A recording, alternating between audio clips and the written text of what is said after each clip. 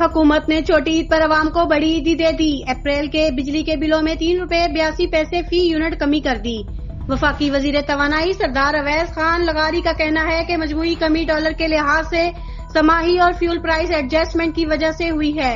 رواں ماہ کے بلوں پر فیول پرائس ایڈجسٹمنٹ 7 روپے 6 پیسے فی یونٹ سے کم ہو کر 4 روپے 92 پیسے مقرر ہوئی۔ انہوں نے بتایا کہ ایندھن کی قیمت میں 2 روپے 14 پیسے کی کمی ہوئی۔ سہ-ماہی ایڈجسٹمنٹ 4 روپے 43 پیسے سے کم ہو کر 2 روپے 75 پیسے ہو گئی، جس کی وجہ سے بجلی کے بلوں میں 1 روپیہ 68 پیسے کی کمی ہوئی۔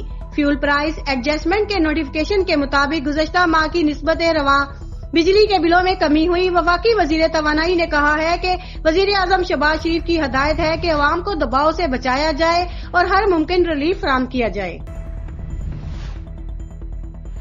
میٹھی عید کے دوسرے دن کو بھی شہری بھرپور طریقے سے منا رہے ہیں، کہیں سیر سپاٹے تو کہیں دعوتوں کے سلسلے جاری۔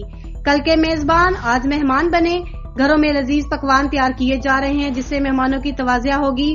عید کے پہلے روز بھی بچوں نے خوب سیر سپاٹے کیے، آج بھی موج مستی میں مصروف ہیں اور پارکوں میں جھولوں سے لطف اندوز ہو رہے ہیں۔ کراچی میں عید الفطر پر ساحل سمندر کی رونقیں عروج پر پہنچ گئی۔ عید کے دوسرے روز صبح ناشتے کے لیے بھی شہریوں کی بڑی تعداد نے فوڈ اسٹریٹ گوال منڈی کا رخ کیا۔ کوئی فیملی کو ساتھ لایا تو کوئی دوستوں کے ہمراہ آیا۔ شہریوں نے بونگ پائے، مرغ چنے اور حلوہ پوری پر خوب ہاتھ صاف کیے۔ ایشیائی ترقیاتی بینک نے سالانہ آؤٹ لک رپورٹ 2024 جاری کر دی، جس میں کہا گیا ہے کہ پاکستان میں رواں مالی سال مہنگائی 25% رہے گی۔ رپورٹ کے مطابق پاکستان کو بیرونی ادائیگیوں کے لیے عالمی مالیاتی اداروں اور دوست ممالکوں پر انحصار کرنا پڑے گا، جبکہ ملک میں رواں مالی سال مہنگائی 25% کی اونچی سطح پر رہنے کا اندازہ لگایا گیا۔ رواں مالی سال پاکستان کی شرح نمو 1.9% رہنے کی پیشن گوئی کی گئی۔ سیاسی عدم استحکام معاشی بحالی اور اصلاحات کے لیے اہم چیلنج ہے۔ پاکستانی معیشت سیاسی غیر یقینی اور سیلاب کے باعث سکڑ گئی۔ پاکستان میں گزشتہ 5 دہائیوں سے زیادہ مہنگائی ریکارڈ کی گئی۔ اگر اصلاحات پر عمل درآمد کیا گیا تو معاشی بحالی کا عمل اس سال سے شروع ہو جائے گا۔ صوابی کے سیاحتی مقام کنڈ پارک کے مقام پر سیاحوں کی کشتی ڈوب گئی۔ کشتی میں 15 افراد سوار تھے، 3 کو ریسکیو کر لیا گیا، جن میں سے ایک شخص جاں بحق ہو گیا۔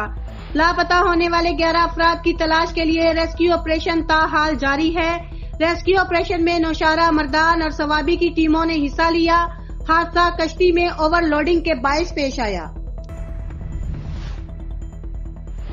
اور سٹیج کی دنیا کے بے تاج بادشاہ مستانہ کو مداحوں سے بچھڑے 12 سال بیت گئے۔ مستانہ نے 4 دہائیوں سے زائد عرصہ تک سٹیج اور ٹی وی پر اپنے فن کا لوہا منوایا۔ شہنشاہ جگت، معروف مزاحیہ تھیٹر اداکار مستانہ کا اصل نام مرتضی حسن تھا۔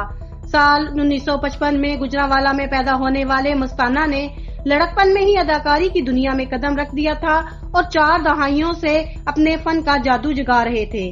مستانہ نے پنجابی اور اردو دونوں زبانوں کے ڈراموں میں کام کیا۔ انہوں نے فی البدیہ مکالمے کی ادائیگی کا استاد کہا جاتا تھا۔ مستانہ جگر کے کینسر کے باعث 11 اپریل 2011 کو بہاولپور میں انتقال کر گئے تھے۔